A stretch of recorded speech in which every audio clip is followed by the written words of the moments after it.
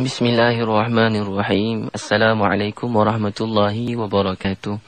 Nahmaduhu wa nasta'inuhu wa nastaghfiruh wa na'udzu billahi min shururi anfusina wa min sayyiati a'malina man yahdihillahu fala mudilla wa man yudlil fala hadiyalah wa nashhadu an la ilaha illallah wa nashhadu anna Muhammadan abduhu wa rasuluh. Amma ba'd. Terima kasih Ustaz Ahmaz, tuan-tuan dan puan-puan sekalian. Kematian ni semua orang takut nak ingat mati, tapi setiap orang pasti akan mati. Dan banyak hadis yang beritahu untuk menghidupkan hati ini, untuk menghidupkan hati ialah dengan mengingati mati. Sebab tu orang yang Nabi sallallahu alaihi wasallam dan sahabat, mereka sangat selalu bercerita tentang kematian, merindu kematian. Kerana dengan merindu kematian ni membuatkan kita hidup ni dengan lebih bermakna. Hidup kita jadi lebih bermakna. Sebab kita akan sia-sia kalau pun satu saat dalam hidup kita. Kerana kita ada tempoh habis. Tapi kalau kita rasa selama-lamanya orang pun tak apalah, lambat lagi, tak ada apa berlaku. Sebab tu dengan mengingat mati, banyak orang yang daripada jahat boleh bertaubat dengan ingat mati. Kerana peristiwa kematian, banyak orang berubah kepada kebaikan dengan peristiwa kematian. Itu sebenarnya kematian ni nak buat kita jadi lebih kuat dalam hidup. Kalau orang lain meninggal, kita lihat contoh Nabi sallallahu alaihi wasallam. Daripada kecil saya ringkas saya ceritakan, Nabi lahir ayah tak ada. Umur 6 tahun mak pula tak ada. Khadijah radhiyallahu anha, Aminah, bila umur Nabi 6 tahun, Aminah meninggal dunia di Abwa. Yang ustaz saya pernah cerita, bila sampai ke Abwa, ustaz saya dicari tempat tu, dia kata jauh, sampai sekarang tempat tu masih sunyi, tak ada orang lalu, dekat pedalaman, dekat dalam sikit antara Mekah dan Madinah. Dicari kubur anak Aminah ni. Tapi di situ dia kata dia tak pernah rasa perasaan sebegitu sedih. Seperti walaupun dia sedih kat Mekah, kat Madinah, dia kata semain dalam Kaabah, kat Kaabah, tapi tak pernah sesedih itu. Sebab dia terbayang 1400-1500 tahun yang lalu seorang Nabi kehilangan mak dia. So bayangkan kita bila kesedihan kehilangan mak kita, satu orang Rasul yang akan berjuang untuk agama ni. Tapi kenapa mak dia ambil umur yang awal? Saya pun alhamdulillah mak saya masih ada, dan tuan-puan mungkin ada mak yang tak ada. Ada kawan-kawan kita mak mereka baru meninggal. Ada yang bukan Islam, kawan saya mak dia baru meninggal. So dia sangat sedih tanya soalan kat saya pun tak dapat nak jawab lagi. Yang saya ceritakan sedih, tapi lepas tak lama ada duduk dengan masa tu dia punya balik. Dan bila Nabi SAW duduk dengan Abu Talib, tak lama Abu Talib pula meninggal. Khadijah radhiyallahu anha, isteri Nabi sayang, pun meninggalkan Nabi. Nabi ada anak, semua anak Nabi meninggal depan mata Nabi. Anak lelaki yang patut meneruskan perjuangan Nabi, tapi semua anak lelaki meninggal masih kecil. Anak dara Nabi semua meninggal kecuali Fatimah radhiyallahu anha yang melihat saat kematian Nabi, saat wafatnya baginda Nabi sallallahu alaihi wasallam. Jadi begitu genting dan dahsyatnya kematian ni. Tapi kematian tak buat Nabi jadi lemah. Kematian buat Nabi jadi kuat dan semakin hampir pada Allah. Itulah maksud daripada kematian. Dan saat Nabi sallallahu alaihi wasallam wafat, yang kita selalu dengar daripada hadis Sahih Bukhari Muslim pun, ketika Nabi wafat, dan Aisyah di rumah Aisyah dengar Nabi sebut Rafiqul A'la, kan, sebut Rafiqul A'la, Rafiqul A'la. Jadi Aisyah kata sebelum tu dan sebelum lagi Nabi pernah ceritakan, ketika satu orang Rasul akan meninggal, maka malaikat akan datang kepada dia dan akan beri pilihan. Allah akan beri pilihan kepada dia, sama ada dia ingin terus hidup, sama ada dia ingin terus hidup atau ingin berjumpa dengan Allah, untuk kembali pada Allah. Maka kata Aisyah, Nabi telah buat pilihan dia bila dengar Nabi sebut Ar-Rafiqul A'la. Ar-Rafiqul A'la maksudnya teman yang maha tinggi. Nabi rindu untuk berjumpa Allah, dan Allah pun rindu untuk jumpa Nabi sallallahu alaihi wasallam. Tuan-tuan sekalian, yang kita risaukan semua akan mati. Satu orang raja akan mati, meninggal. Satu orang biasa pun akan mati. Satu orang kaya akan mati. Satu orang miskin akan mati. Satu orang penceramah akan mati. Satu orang DJ akan mati. Satu orang siapa-siapa dalam dunia, orang siapa saja. Orang berkeluarga mati, orang tak berkeluarga mati. Orang yang hidup seorang diri mati. Hidup dengan duduk di kalangan masyarakat pun akan mati. Di negara yang aman pun akan mati. Di negara yang tak aman pun akan mati. Semua akan mati. Tapi soalnya, bagaimana mati kita ni buat? Adakah mati kita seperti wafatnya baginda Nabi sallallahu alaihi wasallam? Nabi rindu dan telah melihat untuk berjumpa Allah, rindu untuk jumpa Allah. Ar-Rafiqul A'la. Allah rindu untuk jumpa dengan Nabi sallallahu alaihi wasallam. Sebab tu ada satu orang sahabat nama Sa'ad bin Ma'as, ketika dia nak meninggal dunia, dan dalam hadis Bukhari, dalam Muslim dan juga Nasai, daripada Sahih Nasai menceritakan, ketika Sa'ad bin Mu'az Nabi hantar kepada satu kaum Bani Khuraizah, dan akhirnya dia telah dibunuh. Dan bila Nabi jumpa dengan dia, badan dia berdarah-darah, dan dipegang Nabi, darah dia kena pada badan Nabi sallallahu alaihi wasallam.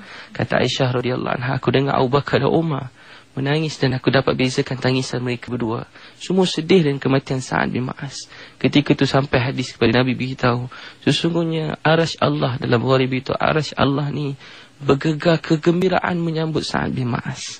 Arasy Allah bergegar menyambut Sa'ad bin Mu'az. Langit terbuka. Hadis yang sahih itu beritahu juga 70,000 malaikat menyambut Sa'ad bin Mu'az radhiyallahu anhu. Tuan-tuan sekalian, tengok seorang sahabat, seluruh dunia bersedih dengan kematian dia, tapi rupa-rupanya di langit bergembira dengan menyambut Sa'ad bin Mu'az radhiyallahu anhu. Kerana itu sahabat-sahabat, mereka sangat gembira untuk mati. Sayyidina Husain radhiyallahu anhu dalam satu ghazwah di jalan Allah, maka tiba-tiba ketika orang keliling dan ugut nak bunuh dia, maka kata Husain radhiyallahu anhu, dan dia kata, kamu nak takutkan dengan aku dengan mati, sedangkan dengan mati saja, itulah jalan aku akan menemui Tuhan aku. Dengan mati aku akan menemui Allah. Sebab tu dalam sahabat-sahabat mereka merindu untuk mati. Sebab tu sehingga sahabat-sahabat walaupun maut di depan, Anas bin Nadar kata, aku terbau syurga daripada Jabal Uhud. Aku terbau syurga daripada Jabal Uhud. Sehingga sahabat-sahabat semua sentiasa berkata begitu. Ada sahabat kata, sesungguhnya kematian itu lebih manis daripada madu. Kematian itu lebih manis daripada madu. Mereka gembira untuk mati. Orang yang gembira untuk mati, dia tak risau mati dia, tapi dia risau hubungan dia dengan Allah. Satu peperangan zaman Abu Bakar Siddiq, masa orang Islam ada lebih kurang 8,000 lawan orang Rom 100,000.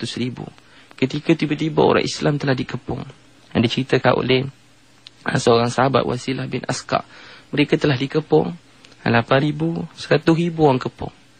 Maka dia kata, kepung dan tak ada jalan keluar, musuh semakin hampir. Ketika itu kata sahabat ni, Wasilah, aku tak teringat satu syair pun, sedangkan orang Islam selalu bersyair. Selalu bersyair, keluar syair yang beri semangat. Tapi kami hilang segala syair. Ketika itu kami semua dah tak tahu nak buat apa. Cuma kematiannya akan datang. Tapi ketika itu kata sahabat, aku cuma dengar daripada semua bibir-bibir sahabat dan keadaan dikepung, dan hanya kematiannya menanti. Begitu gentingnya, begitu teruk keadaan tu, maka keluar daripada mulut mereka, Ya Rabba Muhammad, unsur ummatan Muhammad. Ya Rabba Muhammad, unsur ummatan Muhammad. Ya Rabba Muhammad, unsur ummatan Muhammad. Wahai Tuhan Muhammad, selamatkan umat Muhammad. Ya Rabba Muhammad, unsur ummatan Muhammad. Ya Rabba Muhammad, unsur ummatan Muhammad. Hanya itu keluar daripada mulut mereka. Dan bila perkataan ini keluar daripada mulut mereka, ketika itu Allah telah selamatkan mereka, dan mereka telah berjaya dapat kemenangan. Tuan-tuan sekalian, hari ini kita semua akan mati. Dan bagaimana hubungan kita dengan Allah? Hari ini ada 3 bilion manusia berdoa depan Kaabah, diimamkan oleh imam yang sangat saleh, dan berdoa menangis depan Allah. Tapi ramai manusia dalam dunia hari ini, di Mesir, di mana-mana, orang Islam sedang dibunuh. Sebab apa tuan-tuan sekalian? Sebab kita telah kehilangan roh kita semua. Hilang roh kita. Kita kehilangan orang seperti sahabat. Kita sangat kurang orang seperti sahabat. Orang yang mana mereka disayangi oleh Allah. Orang yang merindui kematian. Orang yang mencintai kematian. Mereka seronok nak jumpa dengan Allah. Mereka rindu nak jumpa dengan Allah. Itu pasal mari kita berdoa pada Allah sentiasa, supaya Allah matikan kita dalam keadaan baik. Dan kita berdoa supaya Allah gunakan setiap saat dalam hidup kita. Hidup kita sangat singkat. Bagaimana kita nak gunakan? Satu orang kita tengok hidup dia susah, perit. Kita tak sanggup tengok kesakitan ditanggung. Datangnya kematian, habislah segala kesusahan dunia dia. Satu orang pula yang paling bahagia dalam dia, tak pernah susah, semua nak jadi macam dia. Datangnya maut, habislah segala kesenangan dunia dia. Tapi tuan-puan sekalian, itulah kehidupan dunia. Dunia ini penuh dengan pelbagai ujian. Tapi orang yang mencintai Allah, mereka akan hidup dengan penuh takut pada Allah. Mereka akan merindui untuk jumpa Allah. Akhiratlah kehidupan yang sebenarnya. Sebab tu dia kata orang, kematian ni buat kita tak putus asa dalam hidup. Kematian ni buat kita jadi kuat. Kematian ni buat kita jadi berani. Sebab semua akan mati. Semua akan mati. Sebab tu bila seorang sahabat, dan dalam satu hadis, maaf dalam saya Muslim beritahu, orang yang paling derita dalam dunia, hidup dia penuh kesempitan, tapi dia orang yang sangat baik, dan dia takdirkan Allah masuk syurga. maka dia dicelup dalam syurga. Orang paling susah, tak tahu siapa dalam dunia, orang paling derita, dicelup dalam syurga. Maka ditanya, wahai fulan, pernah tak kamu rasa derita dalam dunia? Maka dia kata, ya Allah, saya tak pernah langsung rasa derita. Dengan satu celupan dalam syurga, melupakan segala kesusahan dan penderitaan dalam dunia ini. Satu orang pula yang sepanjang hidup dia senang, tapi dia orang langgar perintah Allah, ditakdirkan masuk neraka. Maka bila dimasukkan dalam neraka, maka sekali satu celupan yang Allah keluarkan, maka ditanya, wahai fulan, pernah tak kamu rasa gembira dalam dunia? Maka dia kata, ya Allah, saya tak pernah langsung rasa gembira dalam dunia.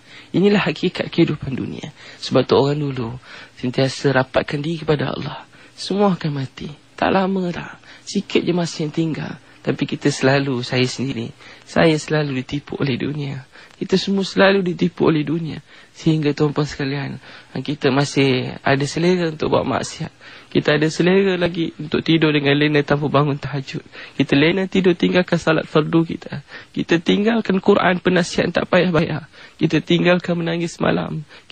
Kita sanggup bermusuh satu orang sampai mati tanpa sebab, tanpa apa-apa, kerana perkara yang sangat kecil kadang-kadang. Kita bermusuh sampai mati. Kerana tuan-tuan sekalian, dengan mengingat mati ni buat kita tak nak benci orang. Dengan mengingat mati ni kita akan sanggup berjuang untuk agama. Dengan mengingat mati ini, sahabat-sahabat telah berjuang untuk agama ini, sehingga mereka berjuang berterusan. Dan kita pernah dengar Abdullah Rawahah beritahu, wahai hati, ketika musuh beratus-ribu depan, engkau harus mati sama ada engkau rela atau paksa. Hidup yang tenang telah berakhir. Sesungguhnya engkau hanyalah sebenarnya daripada air mani. Lihat musuh-musuh kafir yang sedang marah ke arah Muslim. Mereka sedang dihancurkan oleh orang kafir. Adakah engkau tidak merindui syurga? Supaya sekalian kita kena ingat mati, dan insya-Allah kita akan perbaiki kehidupan kita dengan mengingat mati. Bahawa kita sedar bahawa kita ni tak ada apa-apa, segala-galanya milik Allah SWT. Ini semua pinjaman, tak ada apa yang kita punya, tak ada apa yang kita punya. Semuanya milik Allah, pinjaman semata-mata. Ustaz ada sebut tadi di awal pertemuan kita tentang kematian, yang mana saya sebutkan berkata Ibnu Umar radhiyallahu anhu, pada satu hari aku datang berjumpa Rasulullah SAW yang sedang berada di tengah kalangan sahabat yang terkemuka. Lalu berdiri seorang sahabat daripada Ansar bertanya Rasulullah SAW dengan berkata, ya Rasulullah, siapakah yang paling pintar dan siapa pula yang paling cerdas akalnya? Rasulullah menjawab, yang paling cerdas dan yang paling pintar adalah orang yang paling banyak mengingati mati dan yang paling banyak bekal menghadapi mati. Mereka lah yang paling pintar dan paling cerdas kerana mendapat kemuliaan di dunia dan kehormatan di akhirat. Dan dalam surah An-Nisa ayat 78 juga Allah berfirman, di mana jua kamu berada, maut akan mendapatkan kamu bila sampai ajal, sekalipun kamu berada dalam benteng-benteng yang tinggi lagi kukuh. Hakikatnya Ustaz, kalau kita lihat kadang-kadang apabila kita teringat kematian Ustaz, macam ada satu perasaan halus yang mengingatkan kita tentang kerdilnya kita, lemahnya kita. Dan masa tu kita terfikir untuk bertaubat, terfikir untuk jadi lebih baik, dan terfikir untuk memperbanyakkan amal sebagai persiapan menghadapi kematian. Tapi selalunya bisikan keinsafan tu sekejap je Ustaz. Bila kita balik pada tugasan kita, kehidupan kita, macam semuanya seolah-olah hilang seketika dan hanyut dalam dunia. Mengapa Ustaz? Mungkinkah kerana kurangnya ilmu kita tentang kehidupan selepas kematian? Sila Ustaz. Sahabat-sahabat Nabi mereka sangat cinta untuk mati, sehingga Sa'ad Abi Waqqas radhiyallahu anhu dan Khalid Al-Walid pun pernah cakap juga, bila mana mereka berhadapan dengan musuh yang sangat ramai, ketika itu mereka beritahu dan hantar surat, sesungguh di kalangan kami orang Islam mencintai mati lebih daripada cairan-cairan arak yang kamu minum. Kami orang Islam mencintai mati lebih daripada cairan-cairan arak yang kamu minum. Sahabat sentiasa diingatkan tentang mati. Dan ini membuatkan mereka berkuat dalam berjuang untuk agama, sehingga Islam tersebar ke seluruh dunia dengan begitu cepat. Sebab mereka sentiasa ingat mati. Kat mana pun kita akan mati.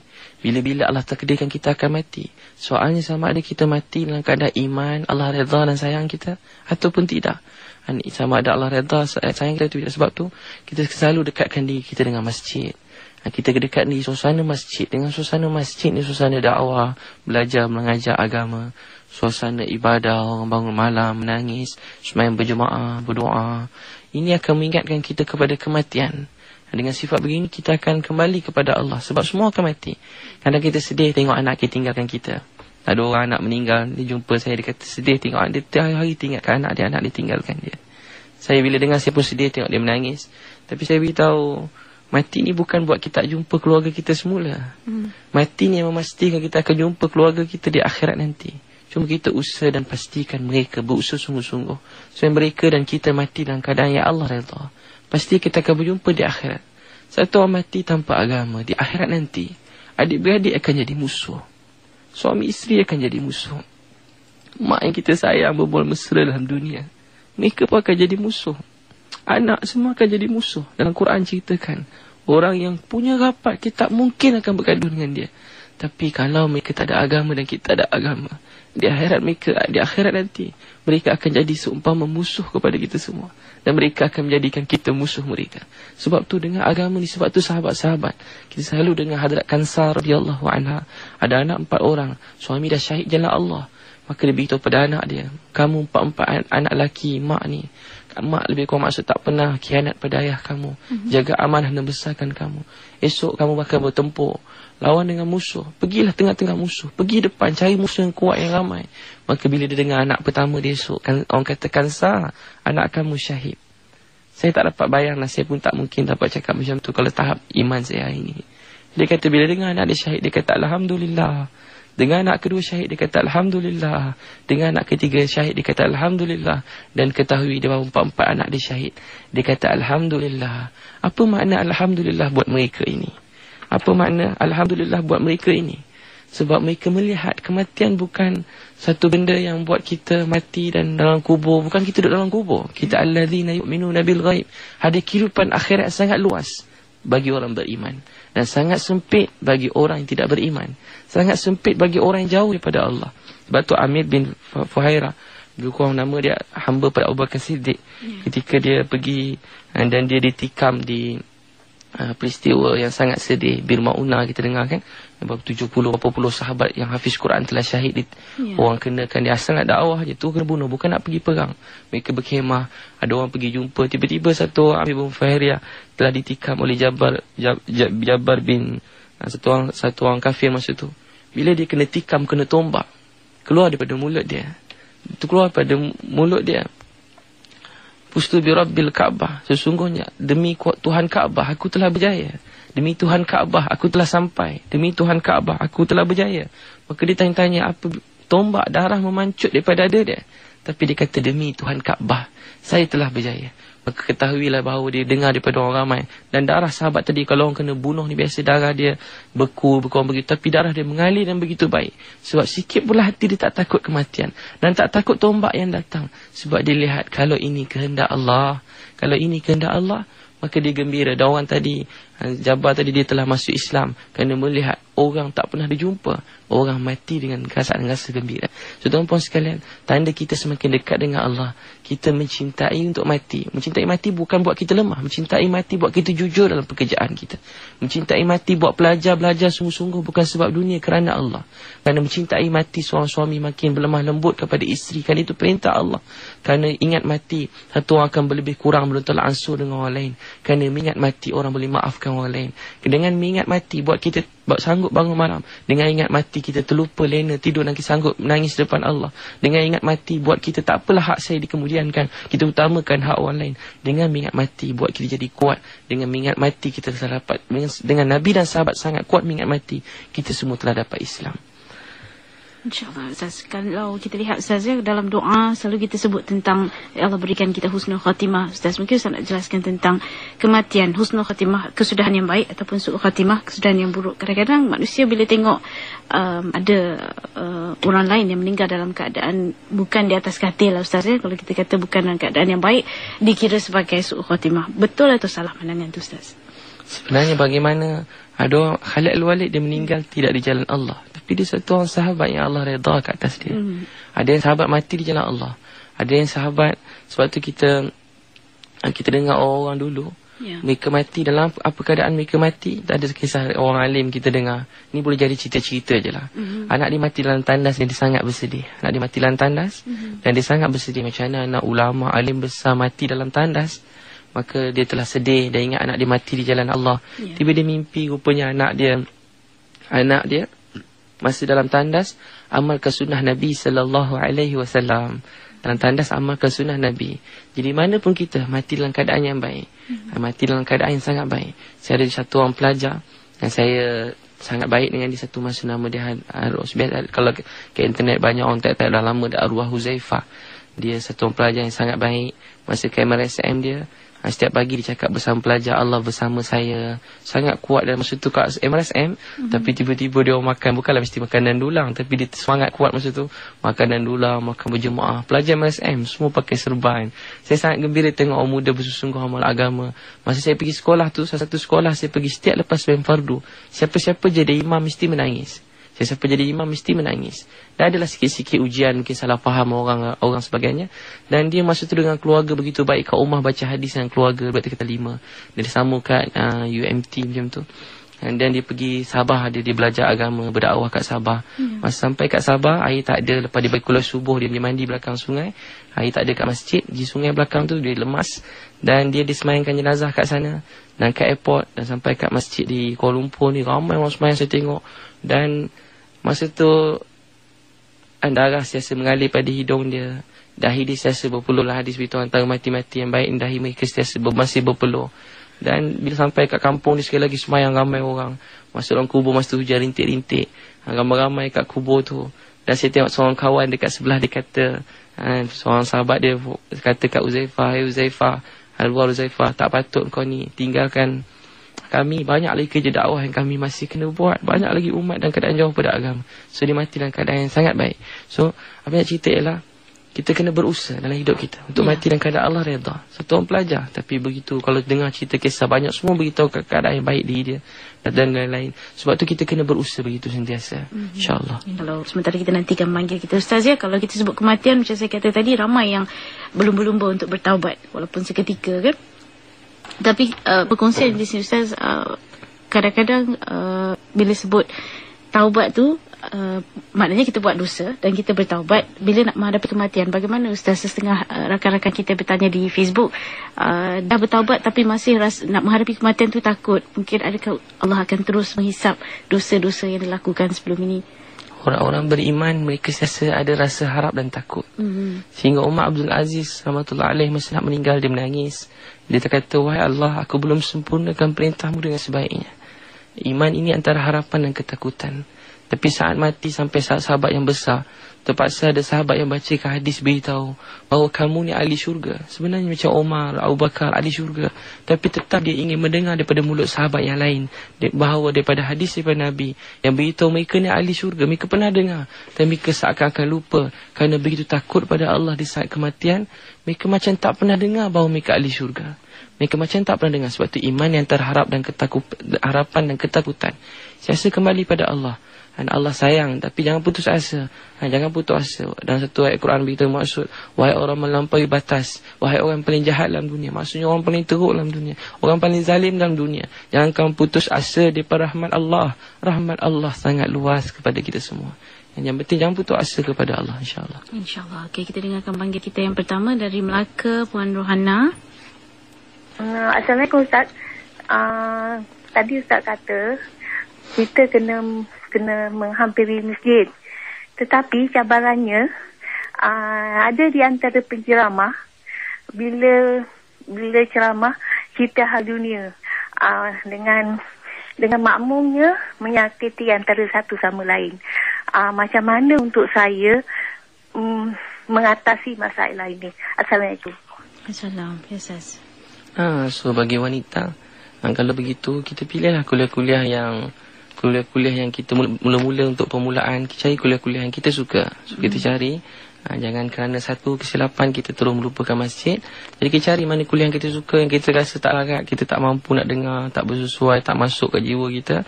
Tak apa, kita awal-awal permulaan begitu. Tapi tahap kedua nanti, walaupun orang tu cakap apa pun, kita dapat mencari kebaikan di sebaliknya. Kita cari baik di sebaliknya. Sebab kita ada akal yang Allah beri, kita boleh menilai. Allah beri kita semua ada akal, dia boleh nilai mana betul dan salah. Itu dipanggil gerak hati dan naluri yang Allah beri pada semua orang. So kalau benda betul kita ambil, yang tak betul kita maafkan dia. Sebab semua dalam dunia ada kelemahan dan kesilapan, insya-Allah. InsyaAllah. Dan juga daripada rakan Facebook kita, Zu'amah bertanya, minta Ustaz terangkan bagaimana dikatakan bekerjalah seolah-olah hidup 1000 tahun lagi dan beribadatlah seolah kita akan mati esok, Ustaz. Saya pun tak kerti nak huraian tu.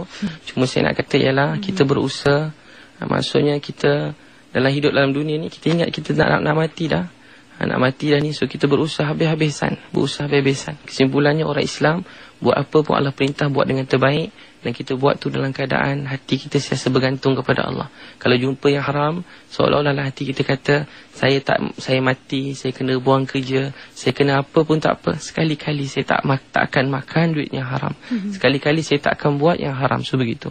Tapi Allah perintah kita berusaha dan Allah benci orang yang malas. Terima kasih Ustaz. 0362051500 terus hubungi. Dan kita tahu Ustazah, iman kita ni naik turun Ustaz. Nur-An tanya, Ustaz dulu saya rajin solat sunat, sekarang jarang, macam mana nak perbaiki? Saya pernah tanya satu orang ulama, Maulana Zubair rahmatullah alaih, dah meninggal dunia baru ni. Ustaz Yunani apa ada sebutkan masa baru ni, dia baru meninggal dunia. Satu alim yang sangat besar. Saya pernah jumpa dan tanya bagaimana untuk istiqamah dengan penuh rendah diri sedangkan begitu dekat pada Allah. Dia kata, apa yang Tuhan minta, saya pun masih berhajat perkara yang sama.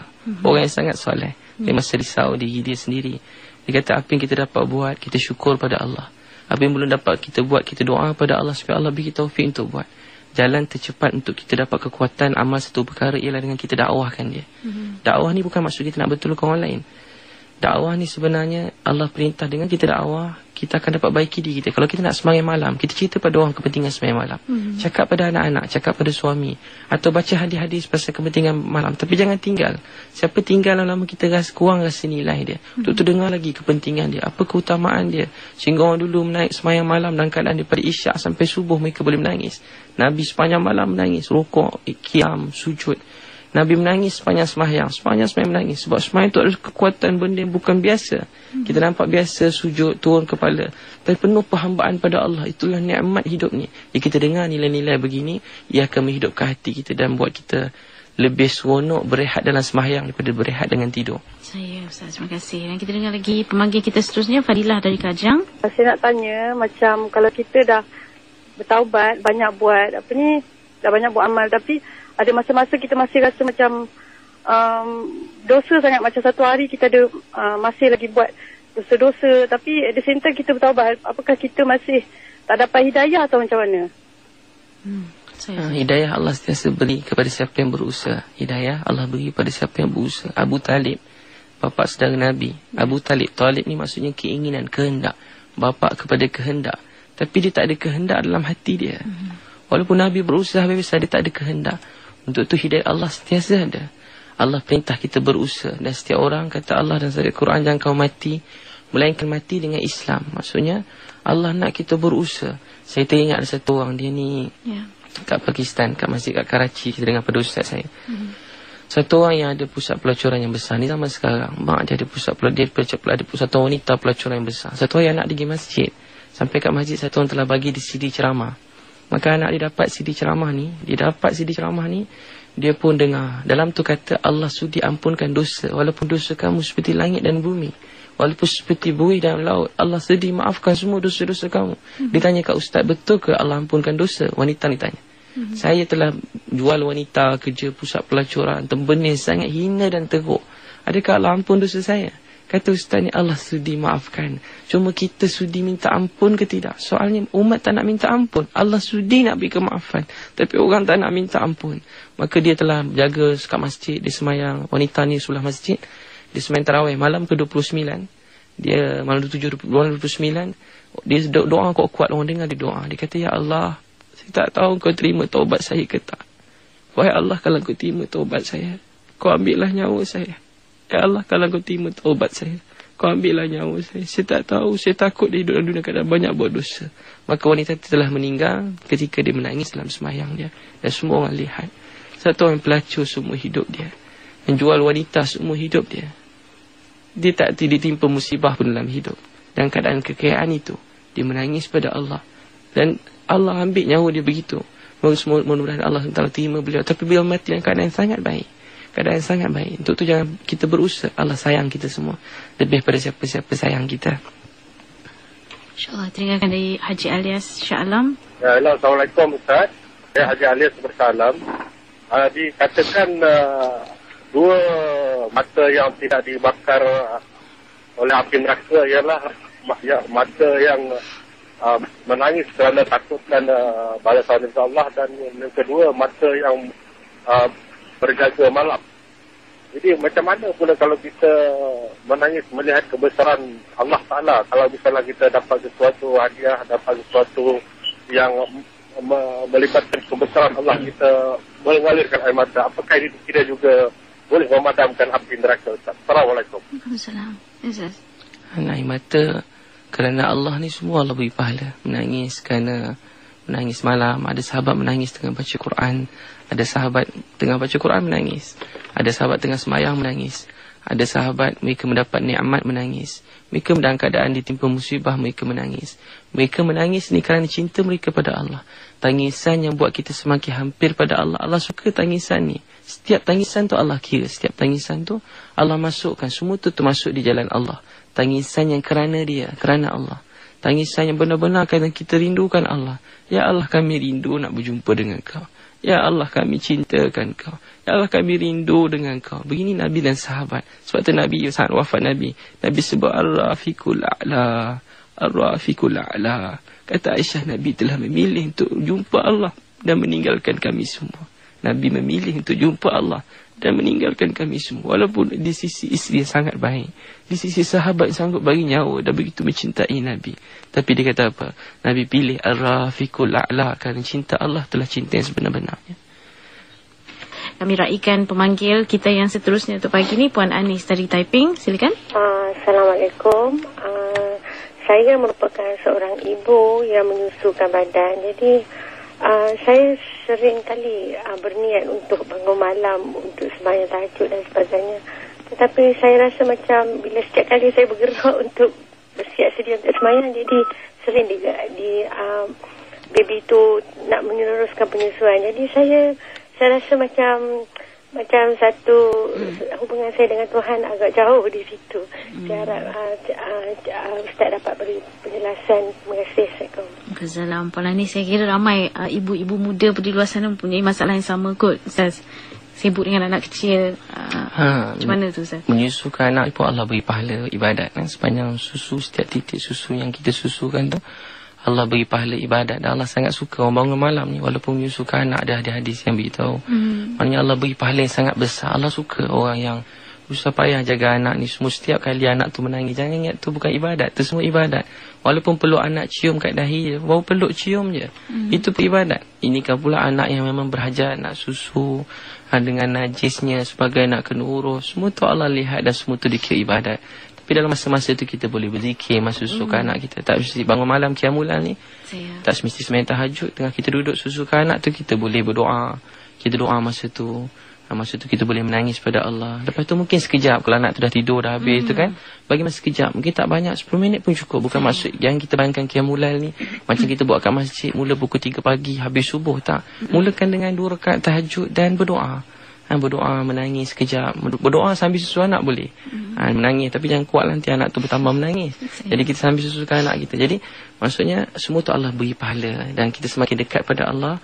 Dan berusaha insyaAllah ada masa-masa kita cuba ejah. Lepas dia tidur tu kita doa sekejap sembahyang sunat 2 rakaat. Semoga Allah SWT beri pahala. Allah sayang orang yang berkorban jaga anak ni. Semua tu jadi pahala ke akhirat insyaAllah. Terima kasih, Ustaz. InsyaAllah. Dan kita dengan Diana dari Perak. Nak tanya Ustaz, macam mana kita nak hilangkan rasa takut pada kematian? Sebab baru ni saya diuji dengan sentiasa mengingati mati, tapi saya sangat takut untuk menghadapi kematian. Bagaimana untuk kita dapatkan rasa kemanisan bila mengingati kematian? Sebab saya cuba memperbaiki diri, tapi selalu tak dapat nak istiqomah. Sebab saya kekurangan ilmu juga, iman yang tipis. Okey, Ustaz. Macam mana nak dapatkan kemanisan tu? So nak ingat mati ni kita rajin bercampur dengan orang nak mati lah. Orang nak mati ni orang pergi masjid, orang yang duduk majlis ilmu, orang yang dalam kereta dengar macam ni, dengar kuliah-kuliah ilmu macam ni. So dengan bercampur macam ni, insyaAllah kita akan mudah ingat mati. Tapi kalau kita bercampur yang uzubillah, yang kita tengok macam-macam kan, konsert-konsert sebagainya, yang ada kat banyak kat Malaysia ni pun.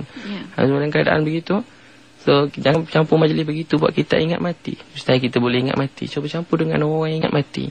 Orang yang sembahyang, dengar, cari kawan-kawan yang baik. Kata Nabi, kawan yang paling baik ialah dengan kita dengar cakap dia bertambah percakapan iman. Dengan melihat wajah dia, ingat kita kepada Allah. Dengan melihat kehidupan dia, teringat kehidupan akhirat. Ni sahabat yang paling baik. Ni sahabat yang paling baik. So cari sahabat-sahabat begini. Cas dengan mereka. Tapi maksud kita berkawan dengan semua orang. Cas dengan mereka. Jumpa orang jahat pula, kita pula jadi orang yang kawan baik untuk mereka. Jadi bila macam ni, insyaAllah semua kena cas. Tak kira ulama' mana pun, ustaz mana, dia kena ada guru dia, kena ada bagi cas iman dia kat masjid. Saya sendiri setiap bulan saya ambil cuti beberapa hari, saya pergi belajar. Lepas saya ceramah agama hari-hari.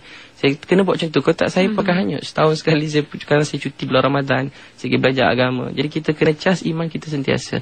Dalam rumah tangga satu hari sibuk, setengah jam kumpul keluarga, bacakan Quran, hadis Nabi. Ini untuk cas iman kita setiap hari dengan istiqamah, insya-Allah. Dan tanda kita ingat mati sebenarnya bila kehidupan kita taat perintah Allah dan hidupkan sunnah Nabi sallallahu alaihi wasallam. Itulah hasil yang sebenar daripada ingat mati yang betul. Dia beza ingat mati yang buat kita saja ingat mati. Ada juga ingat mati tapi takut tak mati, tak jadi apa-apa. Ingat mati yang kepada tindakan yang dibuat oleh Nabi dan sahabat, insya-Allah. Insya-Allah semoga kita diberi hidayah Ustaz. Dan terakhir dari Huda Negeri Sembilan. Saya nak tanya, apakah tanda-tanda solat tahajud kita tu berkesan? Kita cek kalau kita sebenarnya ikhlas ni antara kita dengan Allah. Orang lain tak tahu, kita tahu. So kalau kita rasa kita khusyuk, menangis, tu tanda Allah terima lah. Tapi kalau kita tahajud tu kita, sebab tu bila sahabat tadi yang saya cerita, bila mereka doa, yang kita cerita bila mereka doa, Ya Rabbah Muhammad, unsur ummatan Muhammad, bagi mereka menyebut nama Allah dan nama Nabi dengan penuh kesan. Itu je perkataan mereka.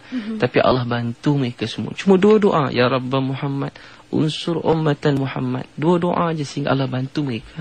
Jadi menyebut nama Allah dengan rasa kesanlah hati kita. Menyebut nama Allah, nama Nabi dengan meninggalkan kesan. Itu sebenarnya. InsyaAllah. Saya banyak lagi sebenarnya soalan nak bertanya pada Ustaz. Tapi masa kita tak begitu mengizinkan pada waktu ni. Tapi dua soalan ni saya tetap nak tanya Ustaz ya. Kadang-kadang ramai yang terpedaya dengan kematian macam saya kata tadi ya. Mungkin fikir dan tidak tua baru nak bertaubat tu, nak mengubah kehidupan menjadi kepada yang lebih baik. Sedangkan akhir kematian kita Ustaz, kalau saya salah betulkan sebenarnya adalah bagaimana kita hidup dalam dunia ni, amalan kita hidup di dunia ni, betul atau tidak? Sebab tu ayat Quran, jangan kau mati melainkan kau mati dengan Islam. Ada orang sepanjang hidup mereka kafir, di hujung kematian mereka ucap syahadah. Ada yang begitu.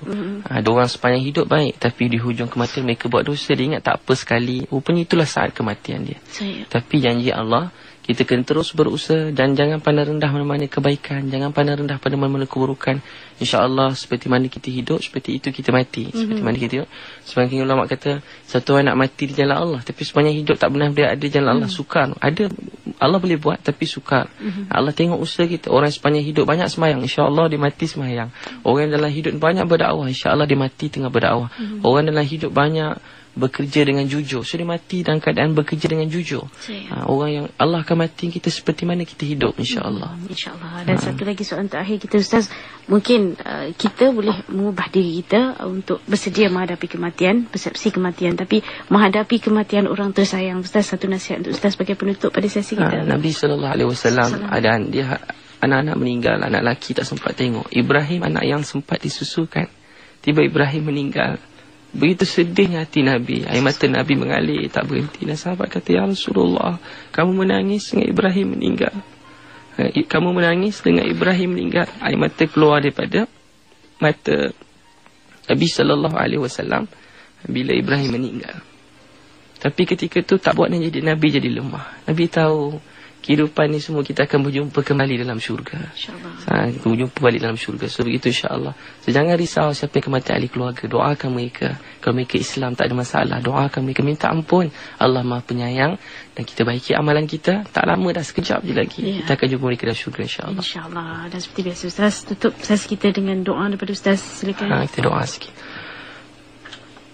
A'udzubillahi minasyaitanirrajim. بسم الله الرحمن الرحيم اللهم يا أول الأولين يا آخر الآخرين يا ذا القوة المتين يا راحم المساكين يا راحم المساكين يا راحم المساكين اللهم صل على سيدنا محمد النبي أمي وعلى آله وصحبه وبارك وسلم.